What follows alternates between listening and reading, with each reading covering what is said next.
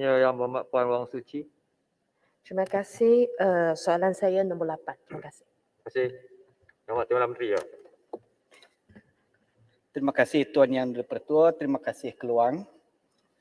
Untuk pengetahuan yang berhormat, setakat ini terdapat 3 pusat konservasi gajah yang sedang beroperasi di bawah pengurusan Jabatan Perlindungan Hidupan Liar dan Taman Negara Perkhidmatan. Pusat-pusat tersebut ialah 1.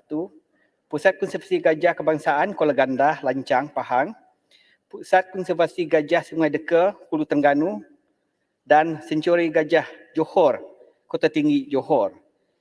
Selain itu, terdapat juga sebuah pusat konservasi gajah yang diuruskan di bawah Kerajaan Negeri Terengganu yang dikenali sebagai Kenyir Elephant Conservation Village yang terletak di Pangkalan Gawi, Hulu Terengganu. Untuk makluman yang berhormat, setiap kes gangguan gajah yang berlaku di negeri Johor, termasuk di daerah Keluang, sentiasa mendapat perhatian oleh Perkhidmatan. Antara tindakan yang berterusan yang diambil ialah menjalankan rondaan, pemantauan dan tembak halau di kawasan hotspot berlakunya konflik gajah di Keluang, di mana sebanyak 94 tindakan rondaan dan pemantauan telah dijalankan bermula Januari hingga Disember 2021. Manakala sebanyak 7 tindakan telah diambil bagi Januari 2022.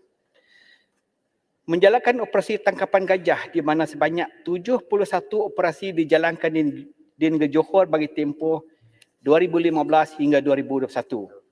Daripada jumlah tersebut, sebanyak 46 ekor gajah konflik telah berjaya ditangkap dan dipindahkan ke habitat asal yang sesuai. Bagi daerah Keluang, 13 ekor gajah konflik telah ditangkap tahun 2015 hingga 2021. Mengadakan program kesedaran awam menerusi sesi dialog dan perbincangan bersama masyarakat setempat bertujuan memberi kesedaran dan kefahaman penduduk dalam konflik gajah manusia gajah. Memasang 11 unit kola satelit bagi memantau pergerakan kumpulan gajah yang sering menimbulkan konflik di dalam negeri Johor dalam tahun 2019 hingga 2021. Memberi taklimat nasihat teknikal terutamanya berkaitan dengan kaedah mitigasi terbaik mengawal serangan gajah kepada ladang-ladang yang bersiko kepada ancaman serangan gajah, membina sistem pagar elektrik gajah di Kampung Sri Lukut sepanjang 13.8 km bermula pada ladang Persing hingga ke Sungai Temencil. Kos pembinaan ialah 717,000 dan mula beroperasi pada 2011 di bawah Rancangan Malaysia ke-9.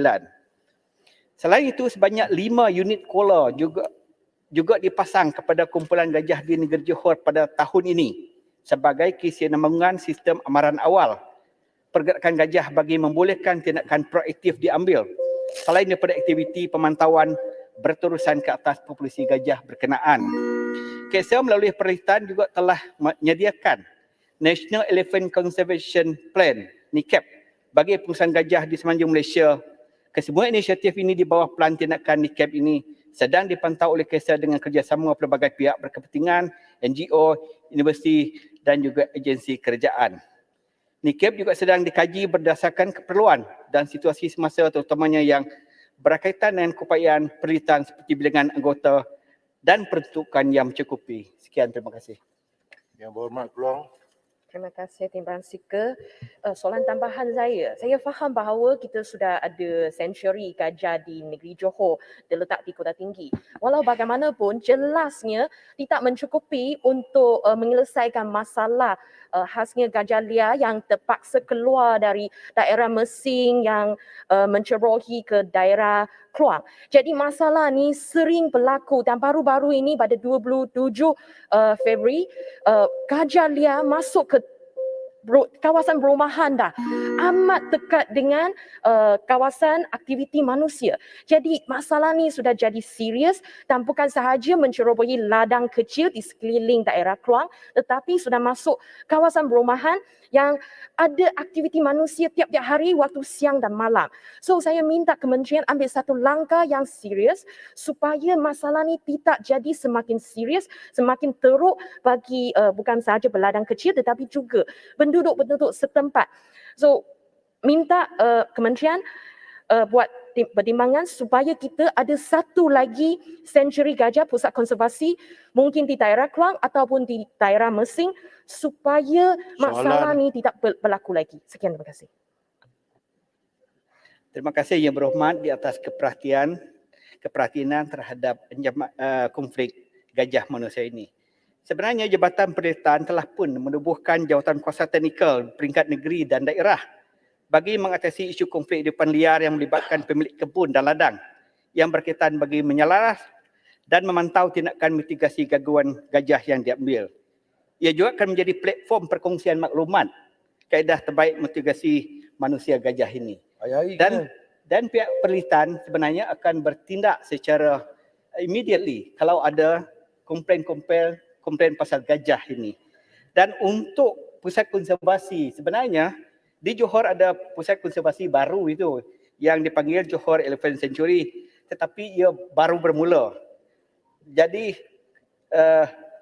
projek ini sebenarnya sudah bermula pada tahun 2020. Walau bagaimanapun gajah-gajah terlatih akan dipindahkan. Ini pada pertengahan tahun 2022. Maknanya tahun ini ya. Jadi sekarang ni mahut-mahut tersebut sedang membuat latihan di Pusat Konservasi Gajah di Lancang Pahang. Dan tempat ini boleh memuatkan lebih kurang 30 ekor gajah sebenarnya. Dan kalau ini tidak mencukupi mungkin kita boleh pertimbangkanlah, tapi kena kerjasama dengan kerajaan negeri sebab kawasan gajah dengan tanah adalah di bawah bidang kuasa kerajaan negeri. Terima kasih. Tuan Speaker. Boleh kerai. Terima kasih, Datuk Speaker. Apakah usaha pihak kementerian bagi memastikan peralatan dan juga peruntukan yang digunakan dalam operasi mengawal serangan gajah dan memindahkan gajah ini mencukupi dan disediakan kepada pihak perkhidmatan? Kerana saya difahamkan mereka terpaksa mencari peruntukan luar bagi menyewa jentera dan sebagainya. Jadi sudah pasti pihak kementerian perlu menilai perkara ini dengan sebaiknya agar operasi ini dapat berjalan dengan sebaiknya. Terima kasih.